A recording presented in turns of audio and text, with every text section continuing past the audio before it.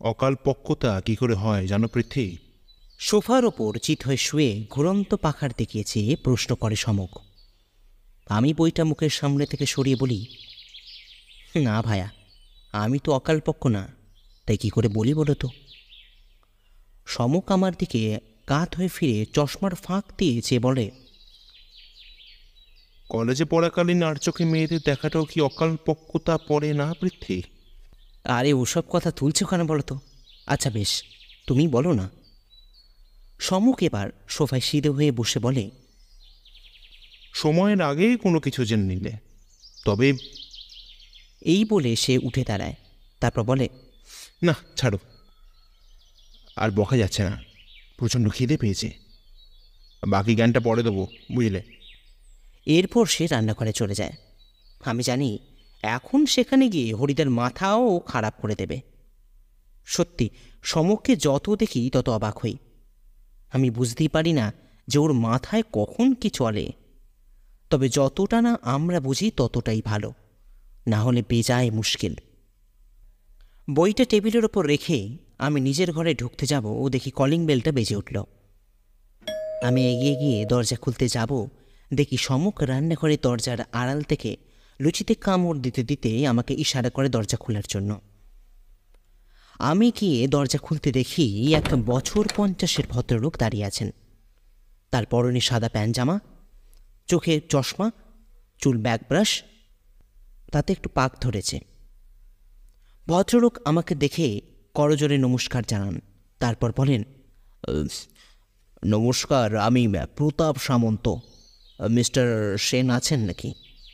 আমি বলি, হ্যাঁ নমস্কার, হ্যাঁ আসুন, ভেতরে আসুন। ড্রয়িং রুমের সোফাতে ভদ্রলোককে বসতে দিয়ে আমি তার সামনে একটি চেয়ারে বসি। তাকে আদ্যপান্ত দেখে যথেষ্ট ভদ্র এবং বনেদি বাড়ির বলেই মনে হয়। আমি এবার বলি, আমি পৃথ্বীজিৎ দত্ত, সমকের বাল্য বন্ধু এবং বলতে পারেন ওর সহকারীও বটে। প্রতাপবাবু অত্যন্ত পরিমার্জিত হাসি এসে বলেন, আমি জানি পৃথ্বীজিৎ বাবু, আসলে আপনার লেখা অনেক বই আমি পড়েছি, আর আপনাদের কর্মকাণ্ড সম্পর্কেও আমি যথেষ্ট ওয়াকিবহাল। আর সত্যি বলতে কি, আপনাদের এখানে আসার মূল উৎস বলতে পারেন আপনার লেখা সমকবাবুকে নিয়ে রোমাঞ্চকর সব ঘটনা। তাই বুঝি? অসংখ্য ধন্যবাদ প্রতাপবাবু। তা আপনি চা? ভদ্রলোক আমার কথা থামিয়ে বলেন, না না, কিচ্ছু লাগবে না পৃথ্বীজিৎ বাবু, খালি একবার সমকবাবুকে দেখে দিন। খুব বিপদে পড়ে এখানে ছুটে আসা, জানি না। এই বলে একেবারে চুপ করে যান প্রতাপবাবু, একেবারে নিজের খেয়ালে ডুবে যান। এখানে সবাই বিপদে পড়েই আসে প্রতাপবাবু, ভালোবেসে কে আর আসে বলুন তো? তোয়ালেতে হাত মুখ মুছতে মুছতে বলে ওঠে সমক। প্রতাপবাবু সহসা অন্যের গলার আওয়াজ পেয়ে মাথা পেছন দিকে ফেরান, তারপর সমককে দেখতে পেয়ে উঠে দাঁড়িয়ে আবার করমর্দন করেন। তারপর বলেন, মানে কি সৌভাগ্য আমার, এক সত্যান্বেষীর দর্শন পাচ্ছি। তারপর আমার দিকে ফিরে বলেন, তবে পৃথ্বীজিৎ বাবু, আপনার লেখায় সমকবাবুর বর্ণনার চেয়েও বাস্তবে কিন্তু তিনি অনেকটা বেশি সুপুরুষ। আমি সামান্য হেসে ওনার কথার সমর্থন জানাই। সমক এবার প্রতাপবাবুর সামনে বসে বলেন, বেশ, অনেক তো আমার বিষয়ে ভালো ভালো কথা বললেন মিস্টার সামন্ত, কিন্তু আমাদেরকেও একটা সুযোগ করে দিতে হবে তো নাকি? মিস্টার সামন্ত একটু অবাক হয়ে যান, তারপর সমকের দিকে চেয়ে বলেন, কিসের সুযোগ বলুন তো মিস্টার সেন, আমি ঠিক। আপনি বোঝেননি তাই তো? আসলে আমি আপনার এখানে আসার কারণটা জানতে চাইছি। সমক এবার সামন্তবাবুর দিকে ঝুঁকে পড়ে বলে, কি কারণে এই অধমের কাছে এলেন সেটা বলবেন তো নাকি? প্রতাপবাবু প্রথমে হকচকিয়ে যান, তারপর হেসে বলেন, মানে কিছু মনে করবেন না মিস্টার সেন, আসলে আমি একটু ঘাবড়েই যাই। যাক সে কথা, আসলে একটা বিপদের পড়ে। এই বলে আবারও চুপ করে যান প্রতাপবাবু। তার মুখ দেখে মনে হয় তিনি কোনো একটা ঘটনা মনে করে বেশ বেশ চিন্তিত হয়ে গেছেন। সমুখ এবার গলা খাঁকড়িয়ে বলে, মিস্টার সামন্ত, "আহ, কিছু বলছেন নাকি সমুখবাবু?" বলবেন তো আপনি। কি একটা ঘটনা বলতে গিয়ে তো আপনি আটকে গেলেন। ও তাই না? এরপর নিজেকে সামলে তিনি বলতে শুরু করলেন, সমকবাবু, আপনি রামপুর এস্টেটের নাম শুনেছেন কোনোদিন? রামপুর? ও হ্যাঁ, তবে সেটা তো বর্তমানে এস্টেটের আওতায় পড়ে না। আপনি ঠিকই বলেছেন মিস্টার সেন। আসলে ওই এস্টেটের মালিক একদা ছিলেন আমার প্রপিতামহ ভূপেন্দ্র নারায়ণ সামন্ত। যেমনই উদার তেমনই প্রজাবৎসল। আর সেই প্রজাবাৎসল্যতার জন্যই তিনি একটি বিশেষ উপহার পান, তাও আবার এক বিশেষ মানুষের হাত থেকে। সমক অত্যন্ত আগ্রহ সহকারে প্রতাপবাবুর দিকে চেয়ে বলে, বিশেষ উপহার, তাও আবার বিশেষ মানুষের হাত থেকে? হ্যাঁ, আপনি ঠিকই শুনেছেন মিস্টার সেন। রাজা কৃষ্ণচন্দ্র রায় ভূপেন্দ্র নারায়ণের এই প্রজাবাৎসল্যতায় তৃপ্ত হয়ে যান, তাকে একটি রৌপ্য মুদ্রা উপহার দেন। তবে এখানেই সেটা শেষ নয়।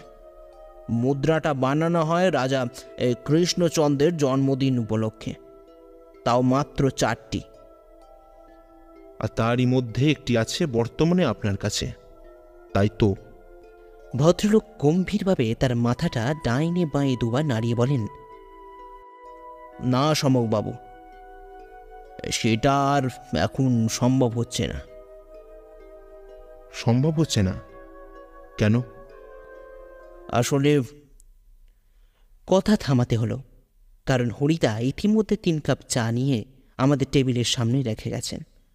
মিস্টার সামন্ত চায়ে চুমুক দিয়ে বলেন,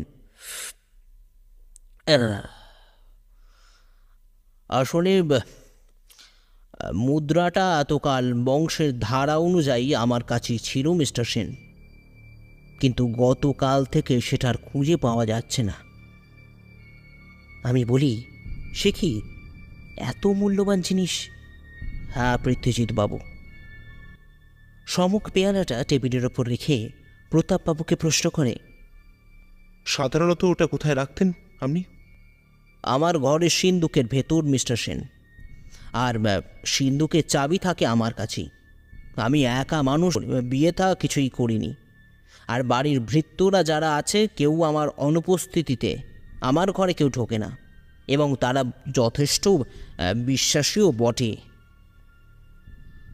তাহলে আপনি কাকে সন্দেহ করছেন মিস্টার সামন্ত? প্রতাপবাবু কিছুক্ষণ চুপ করে যান, তারপর আনমনা হয়ে বলেন, সাধারণত অনেক মানুষই আমার এই মুদ্রা সম্পর্কে জানে মিস্টার সেন, এবং ঐতিহাসিক একটা মূল্য থাকায় ওটাকে দেখতে সবাই আগ্রহ প্রকাশ করে।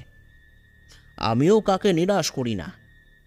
যারা আমার বাড়িতে মুদ্রাটি দেখতে আসেন তাদের প্রত্যেককেই আমি সেটা দেখার সৌভাগ্য করে দিই। আমি তাদের সবাইকেই সেই মুদ্রা সিন্ধুক থেকে বের করে এনে দেখাই, এবং দেখানো হয়ে গেলে সেটা আবার ওই সিন্ধুকের মধ্যে ঢুকিয়ে রাখি। কিন্তু কেসের কিন্তু মিস্টার সামন্ত? গত 1 সপ্তাহ আগে এক অবাঙালি ভদ্রলোক, নাম মুকেশ সিং, ওটাকে দেখতে আসেন। আমি আমার স্বভাববশত মুদ্রাটি দেখাই, কিন্তু মুশকিল হয় সেই সময় আমার একটা দরকারি ফোন আসেন। তার জন্য আমাকে কিছুক্ষণের জন্য পাশের ঘরে যেতে হয়। ভদ্রলোক স্টাডি রুমে মুদ্রাটি দেখতে থাকেন। এরপর আমি আসতে ভদ্রলোক আমাকে নমস্কার জানিয়ে চলে যান, আর আমিও মুদ্রার বাক্সটা তুলে রাখি সিন্ধুকের ভেতর। তখন বাক্সের ভেতর মুদ্রাটি ছিল নাকি? ওখানেই তো মুশকিল সমকবাবু। আমি আমার প্রাক স্বভাববশত বাক্সটা বন্ধ করে সেটা সিন্ধুকে রেখে দিই। আর সত্যি বলতে কি, ওই বাক্সতে শুধু কৃষ্ণ মুদ্রা ছিল না, আমার সংগ্রহ করা অনেক ছোটোখাটো মূল্যবান জিনিসও থাকতো ওই লাল বাক্সের ভেতর। তাই সমক এতক্ষণ শুনি একটা দীর্ঘশ্বাস ছেড়ে চেয়ারে হেলান দিয়ে বলে, এ তো সোজা ব্যাপার। আপনি মুকেশবাবুকে ফোন করে জিজ্ঞাসা করে নিন যে তিনি যাবার সময় মুদ্রাটা কোথায় দেখে গেছেন। সেটা কখনোই সম্ভব নয় মিস্টার সেন। একজন মানুষকে আমার সন্দেহবশত বিরক্ত করতে পারি না আমি। আর বাকি রইল সঙ্গে করে মুদ্রা নিয়ে যাওয়া, সেটাও কখনো সম্ভব নয়, কারণ আমার বাড়ির সদর দরজায় একটি মেটাল ডিটেক্টর রাখা আছে। তাই বাড়ির ভেতর থেকে বা বাইরে থেকে যে কেউ কোনো জিনিস বাইরে বা ভেতরে নিয়ে আসা যাওয়া করতে পারবে না আমার অনুমতি ছাড়া। বুঝলাম। এরপর সমক চেয়ার ছেড়ে উঠে জানলার সামনে দাঁড়িয়ে বলে, প্রতাপবাবু, আমার মনে হয় আপনার বাড়ি গিয়ে সরজমিনে পুরো ব্যাপারটা দেখা দরকার। তাই যদি আগামীকাল আমি আর পৃথ্বী... অবশ্যই আসুন মিস্টার সেন। আপনি এলে আমি অনেকটা নিশ্চিন্ত বোধ করব। আর তাছাড়া... এই বলে কিছুক্ষণ চুপ থেকে ভদ্রলোক আবারও বলেন, বেশ, এখন উঠি ভ্রমকবাবু, কাল তাহলে দেখা হবে। আর এটা ধরুন। এই বলে নিজের পকেটের ভেতর থেকে একটা খাম বার করে সমকের হাতে দিয়ে প্রস্থান করেন প্রতাপবাবু। আমি এবার সমককে বলি, কি ব্যাপার বলো তো ভায়া? কিসের ব্যাপার? না মানে ওই যে মিস্টার সামন্ত কি একটা বলতে গিয়ে চুপ করে গেলেন। সত্যি তুমি লাজবাব পৃথ্বী। তুমি যে সত্যি করে সত্যান্বেষীর বন্ধু সেটা আজকে প্রমাণ করলে। কেন এরকম বলছো কেন ভায়া?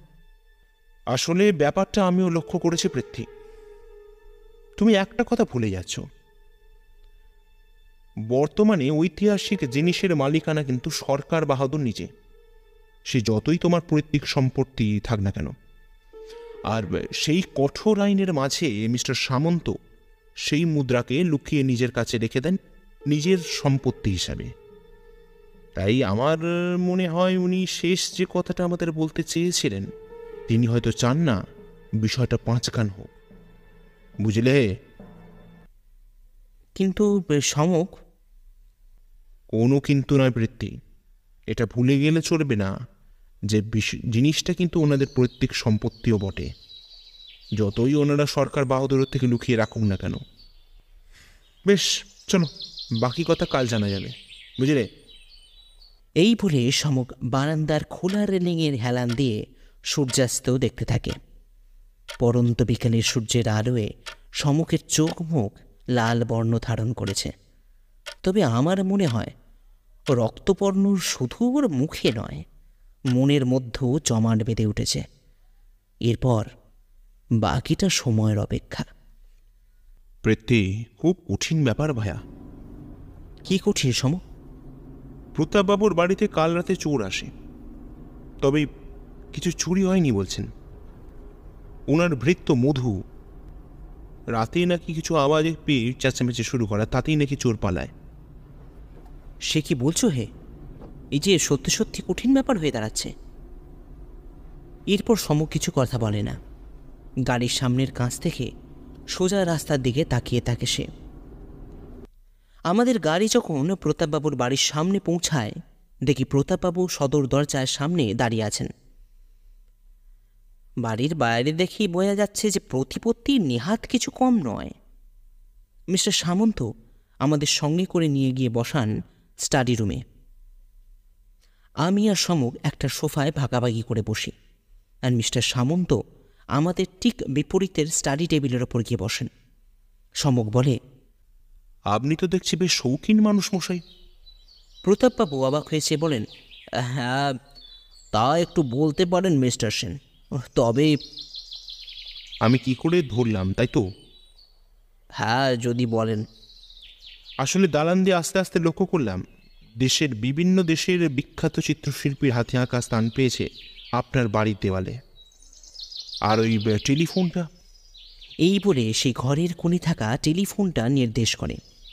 প্রতাপবাবু বলেন, আসলে মশাই সবটাই যে আমার কৃতিত্ব তা কিন্তু নয়। আমার পূর্বপুরুষরাও সবাই কিছু না কিছু উপায় এসবের সঙ্গে যুক্ত আছেন। আমি সমুখের কানে কানে বলি, বড়লোকের খেয়াল ভায়া। সমুখ আমার কথায় ঘুরিয়ে বলে, আচ্ছা প্রতাপবাবু, কাল কখন চোর আসে, মানে কটার সময়? এই ধরুন না, রাত 2টো তো হবেই।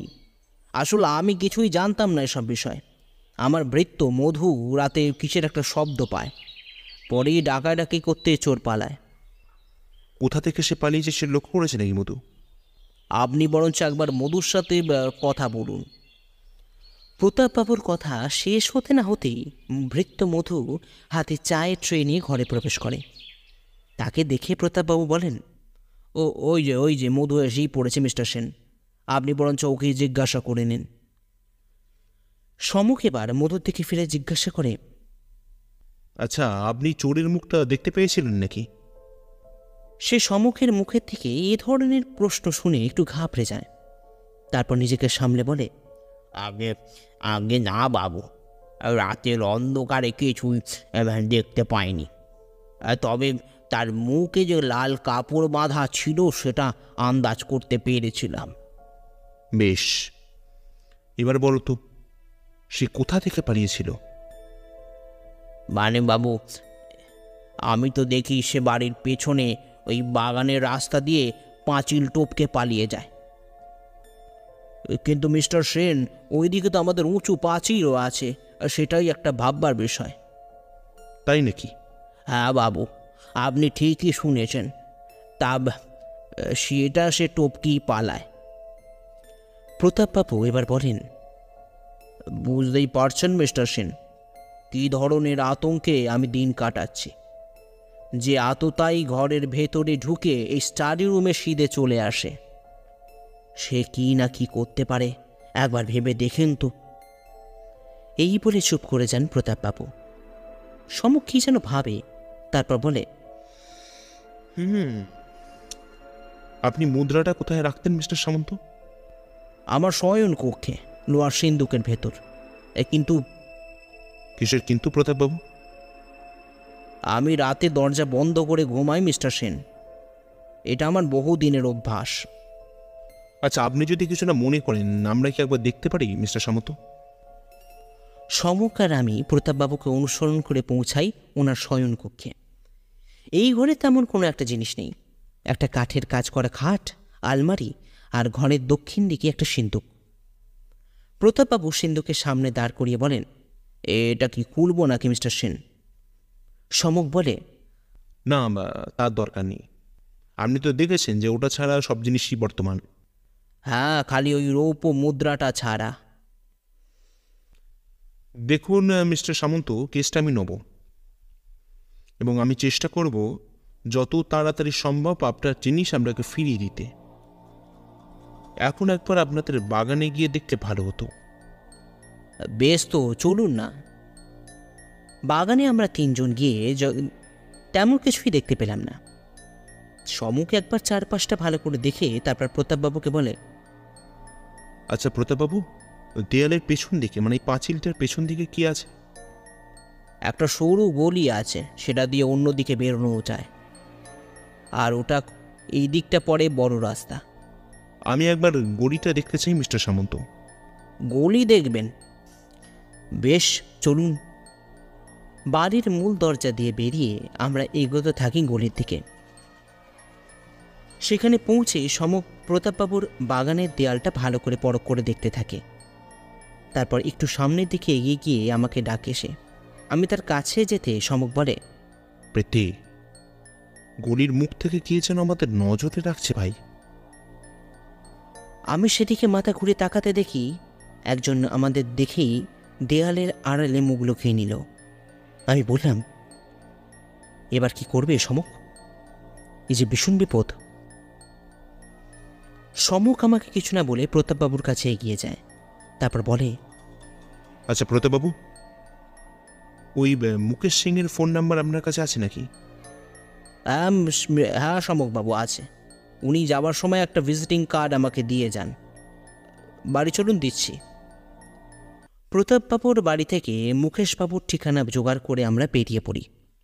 পথে যেতে যেতে সমক মুকেশবাবুকে ফোন করে আজকের জন্য একটা অ্যাপয়েন্টমেন্ট নিয়ে নেয়।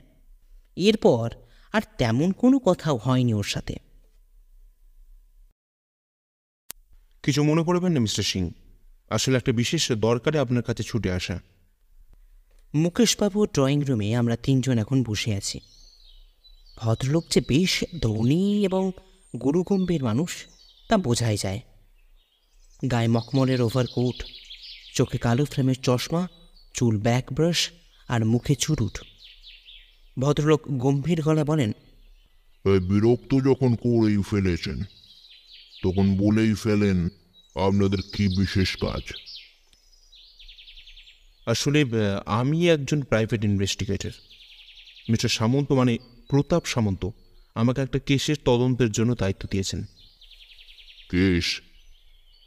কিসের কেস? আসলে ওনার প্রত্যেক রৌপ্য মুদ্রা, মানে যেটা মহারাজা কৃষ্ণচন্দ্র ওনার প্রপিতামহকে উপহার স্বরূপ দিয়েছিলেন, সেটা মিসিং, আর সেটা খুঁজে বের করার দায়িত্ব দিয়েছেন আমার কাঁধে। সে কি, ওটা চুরি হয়ে গেছে বুঝি? ভদ্রলোক চেয়ারে সোজা হয়ে উঠে পড়লেন। হ্যাঁ, আর সেই কারণেই আপনার কাছে আসা। ভদ্রলোক আবারও চুরুট মুখে দিয়ে বললেন, আপনি কি মনে করেন ওটা আমি চুরি করেছি নাকি? না, আমি তা বলছি না মিস্টার সিং। আসলে জানতে চাইছিলাম আদৌ ওটা আপনি দেখেছেন কিনা, নাকি পুরোটাই প্রতাপবাবুর বানানো গল্প। আরে না না, ওটা সত্যি সত্যি ওনার কাছেই আসে। এটা খুব আনফর্চুনেট যে ওটা মিসিং। আমি আর সমক ভদ্রলোককে নমস্কার জানিয়ে বাইরে চলে এলাম। সমক একেবারে চুপচাপ রাস্তা দিয়ে হাঁটতে থাকে। আমি বলি, কি ব্যাপার বলো তো ভাইয়া, মানে এখন কি করবে ভাবছো? সমক হাঁটা থামিয়ে বলে, তুমি এখন বাড়ি ফিরে যাও পৃথ্বী, আমার কিছু কাজ আছে, রাতে দেখা হবে। এই বলে সে রাস্তার সামনের দিকে হেঁটে এগিয়ে যায়। আমি একাকী নির্জন রাস্তার মাঝখানে দাঁড়িয়ে থেকে দেখতে থাকি আর আমার অস্তিত্বের কথা ভাবতে থাকি। সমক বলেছে বটে যে রাতে সে ফিরে আসবে, কিন্তু এখন ঘড়িতে বাজে রাত 11টা। সে কোথায়, কী বৃত্তান্ত, কিছুই জানি না। খালি এতটুকু জানি যে বিশেষ কোনো কাজ ছাড়া সমক এভাবে আমাকে ছেড়ে যেত না। আর সত্যি বলতে কি, সমকের যা পেশা, তাতে কিছু সময় তাকে একা ছেড়ে রাখা ভীষণ প্রয়োজনও বটে। এসব ড্রয়িং রুমের সোফাতে বসে বসে ভাবছি, এমন সময় দরজার কলিং বেলটা বেজে উঠল। দরজা খুলতে দেখি সমক হাসি মুখে দাঁড়িয়ে আছে। আমাকে ঠেলে ঘরে প্রবেশ করতে করতে সে বলে, এখন কিচ্ছু জিজ্ঞাসা করবে না পৃথ্বী, আগে ডিনার। রাতে খাওয়া দাওয়া হয়ে যেতেই আমি সমকের সামনে চেয়ারে গিয়ে বসলাম। সমক আমার সামনে চেয়ারে হেলান দিয়ে তার চোখের ওপর হাত দুটো রেখে শুয়ে আছে। আমি জিজ্ঞাসা করি, কি ব্যাপার বলো তো সমক, তা সারাদিন কোথায় ছিলে ভাইয়া? সমক চোখের ওপর থেকে হাতটা সরিয়ে আমার দিকে তাকিয়ে বলে, সত্য অন্বেষণে পৃথ্বী, সত্য অন্বেষণ। সত্যান্বেষণে? একটু ব্যাপারটা যদি... বুঝতে পারলে না তাই তো? এখন কিছু বলা যাবে না পৃথ্বী, তবে এটুকু জেনে রাখো, সীমান্তে পৌঁছাতে আর বেশি দেরি নেই, খালি কিছু সময়ের অপেক্ষা। আর আর আমার এই টেলিপ্যাথি। এই বলে আবার চোখ বন্ধ করে সমক। আমি অগত্যা সেখান থেকে উঠে চলে যাই নিজের ঘরে। পৃথ্বী, এই পৃথ্বী, এ ওঠো, এখানে যে বিশাল ব্যাপার ভায়া। আমি থরমরিয়ে বিছানার উপর উঠে বসি। দেখি সমক আমার বিছানার পাশে এসে দাঁড়িয়ে আছে। আমি জিজ্ঞাসা করি, কি কি হয়েছে সমক, এত সকালে? আরে সামন্ত ভিলায় আবারও কাল রাতে চোর আসে। কাল মিস্টার সামন্ত চোরকে ধরার চেষ্টা করেছেন, কিন্তু চোর পালায়। আমাদের যত তাড়াতাড়ি সম্ভব ওনাদের সামন্ত ভিলায় পৌঁছাতে বলেছেন। তুমি ঝটপট রেডি হয়ে নাও। আমাদের গাড়ি যখন প্রতাপবাবুর বাড়ির সামনে পৌঁছালো তখন দেখি পুলিশের জিপ দাঁড়িয়ে আছে। আমাদের গাড়ি বারান্দার সামনে গিয়ে থামতে দেখি প্রতাপবাবু হাসি মুখে আমাদের কাছে এগিয়ে আসছেন।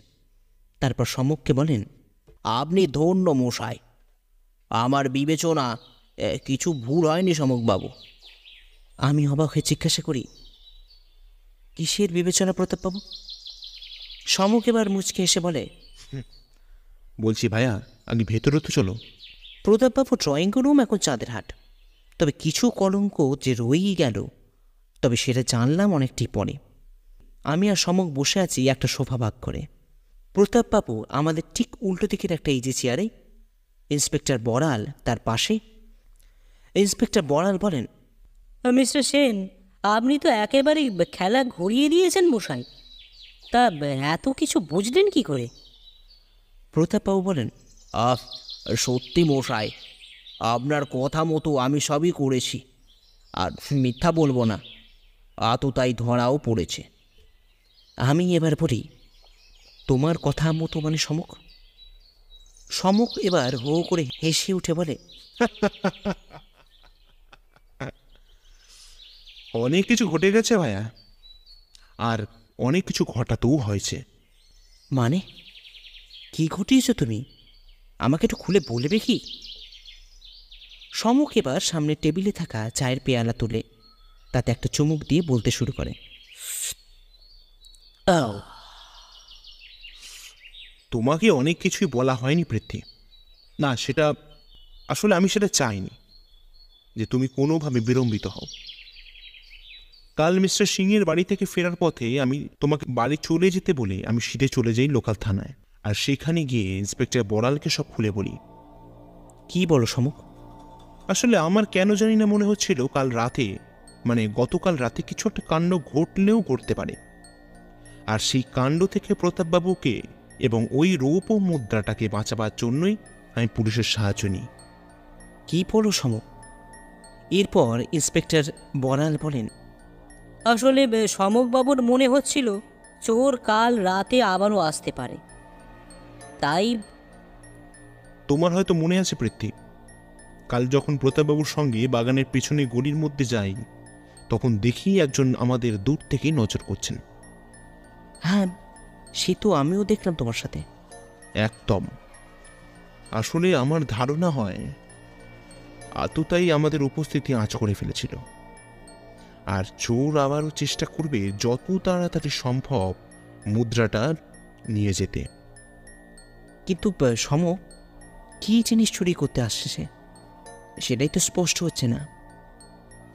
সমক সোফা ছেড়ে আমাদের সামনে কোমরে হাত দিয়ে পায়চারি করতে করতে বলে, রাজা কৃষ্ণচন্দ্রের রৌপ্য মুদ্রা ভায়া। মানে সেটা তো মিসিং। না পৃথ্বী, আসলে ওটা এই বাড়িতেই ছিল।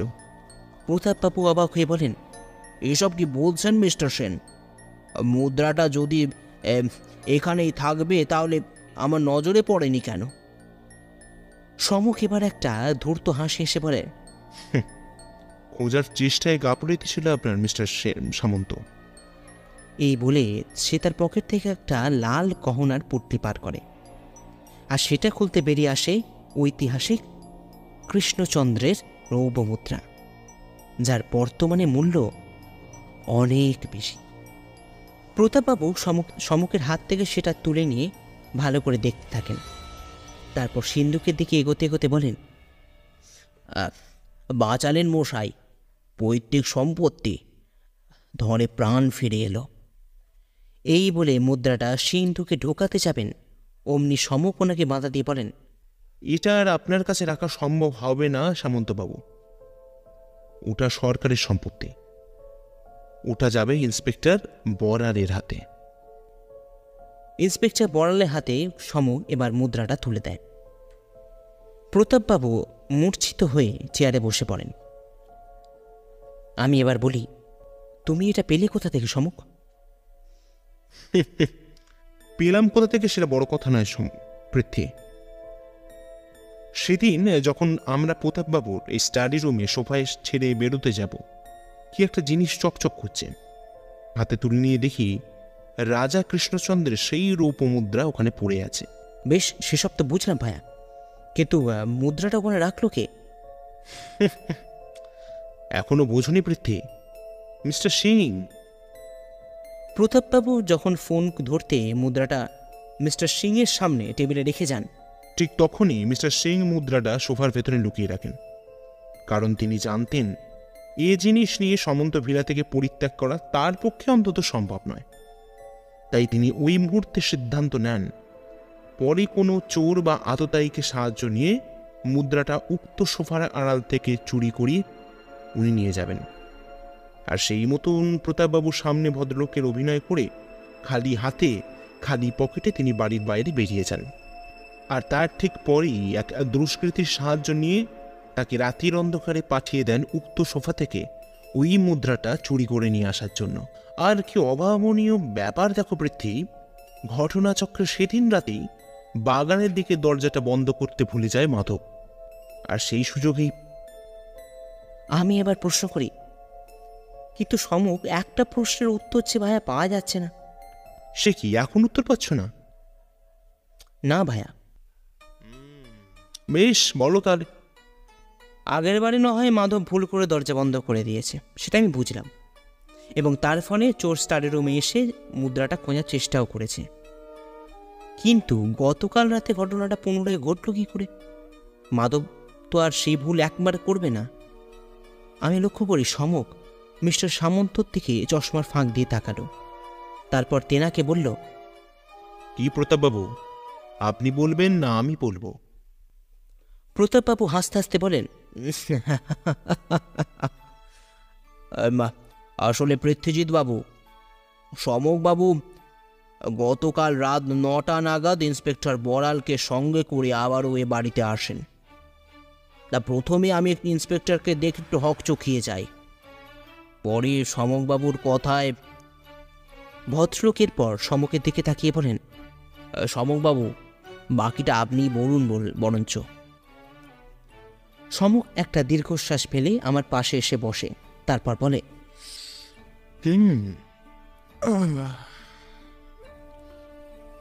আসলে আমার মনে হয়েছিল কিছু একটা বেগতিক ঘটলেও ঘটতে পারে। চোর জানতে পেরে যায় যে আমি এই কেসের মধ্যে যুক্ত হয়ে গেছি এবং তার যথেষ্ট পরিমাণ কঠিনভাবে তদন্ততেও লেগে পড়েছি। কাল দেখলে তো আমাদের পেছন পেছন লোক নজর রাখছে। তাই আমি কাল তোমাকে বাড়ি যেতে বলে সিটে চলে যাই থানায়, যেটা তোমাকে আগেও বললাম। আর ওনাকে একটা অনুরোধ করি যাতে ওনারা রাতে সিভিল ড্রেসে প্রতাপবাবুর বাড়ির চারপাশে নজর রাখার জন্য। আমিও থাকতাম, কিন্তু চোরের দল আমাকে চিনে নিয়েছিল, তাই সেই রিস্কটা আমি নিতে পারিনি ভায়া। ইন্সপেক্টর বড়ালের কাঁধে সমস্ত দায়িত্ব তুলে দিয়ে আমি চলে আসি প্রতাপবাবুর কাছে সব বিষয়টা গুছিয়ে বলে দেওয়ার জন্য, আর বলতে পারো গুছিয়ে বোঝাবার জন্য। প্রতাপবাবু প্রথমে এতটা রিস্ক নিতে চাননি, পরে মাধবের সাহায্যে আমরা প্রতাপবাবুকে রাজি করাই, কারণ এছাড়া আততায়ীকে খুঁজে বার করা খুব কঠিন হতো ভায়া। আততায়ী মরিয়া হয়ে উঠেছিল যাতে যত তাড়াতাড়ি সম্ভব মুদ্রাটা করায়ত্ত করে বিদেশের বাজারে পাচার করার। কিন্তু এবার আমি বলি, কিন্তু গোয়েন্দা সমক সেন ওনার সব ইচ্ছায় জল ঢেলে দেয়, তাই তো? একদম। সমক সব তো বুঝলাম।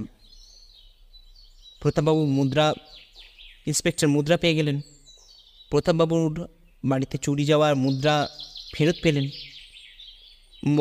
মিস্টার সিং ধরা পড়লেন। কিন্তু মুদ্রাটা তুমি পুলিশের হাতে দিয়ে দিলে কেন বলো তো? সেটা তো বুঝতে পারলাম না। সুতো পড়াতে পড়াতে সমক বলে, পৃথ্বী, এই সূচ আর সুতোটাকে দেখেছো ভায়া? আমি অবাক হয়ে বলি, এতে আর কি দেখার আছে বলো তো ভাই? আছে আছে পৃথ্বী, আছে। এখানে সূচ ছাড়া সুতো অচল, আর এই সুতো ছাড়া সূচ অচল। তার মানে? তার মানে যাকে যেখানে মানায় সেখানেই থাকা লাগে পৃথ্বী। তোমাকে যদি গোয়েন্দাগিরি করতে বলি আর আমি যদি গল্প রচনা করি, তাহলে কি জিনিসটা ঠিক হয়? হবে হয়তো, কিন্তু পারফেক্ট নাও হতে পারে। ঠিক তাই, ওরকম ঐতিহাসিক মুদ্রা বর্তমানে সরকার বাহাদুরের হাতেই মানায়। হ্যাঁ, মানছি যে ওটা প্রতাপবাবুর পৈতৃক সম্পত্তি, কিন্তু নিয়মের বাইরে কেউ না, না তুমি, না আমি, না বিধাতা পুরুষ যিনি সমস্ত কিছু নিয়ম তৈরি করেছেন। আর একটা জিনিস বলতে পারো যে মুদ্রাটা যতদিন ওনার হাতে থাকবে, প্রতাপবাবুর হাতে থাকবে, ততদিন উনি বিভিন্ন রকম সমস্যার মধ্যে থাকতে পারেন। এতে আরেকটা সুবিধা হলো যে মুদ্রাটা যদি সরকার বাহাদুর হাতে থাকে তাহলে অনেকটা নিশ্চিন্তে রাখাও যেতে পারে, এবং প্রতাপবাবু তার নির্দিষ্ট পাওনা পেয়ে সুখে জীবন কাটাতে পারেন। সমুখ আবারও নিজের কাজে মনোনিবেশ করে। গোয়েন্দা হিসাবে ওর জুড়ি মেলা ভার ঠিকই, কিন্তু সমুখ হলো এমন একজন সাধারণ মধ্যবিত্ত মানুষ যে সাধারণভাবে জীবনটাকে রেখে অসাধারণভাবে বাঁচতে চেষ্টা করে। আর শুধু নিজে বাঁচতেই জানে না, তার সাথে বাঁচিয়ে রাখে এমন সত্যকে যাকে ছাড়া অসহায় মানুষরা সত্যিই অসহায়।